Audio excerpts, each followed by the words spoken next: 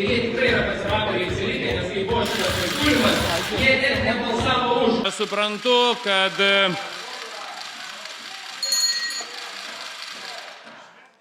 tai aš labai vieną dalyką tikrai suprantu, kad gerbiamai kolegijai malonumą teikia įrankis, bet jūs supraskite, jūs esate Seime, o ne savo miegamajame.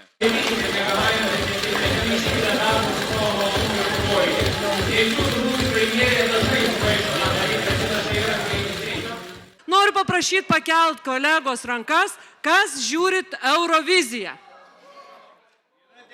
Yra 10. Tai manau, kad už šitą pasiūlymą ir balsuosit. Tai va, tai mėly kolegos, o jeigu atsimenat kokia praėjusių metų Eurovizinė daina, jūs galite padainuoti.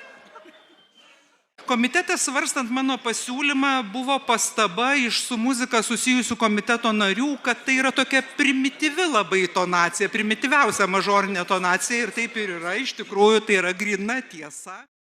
Chunga changa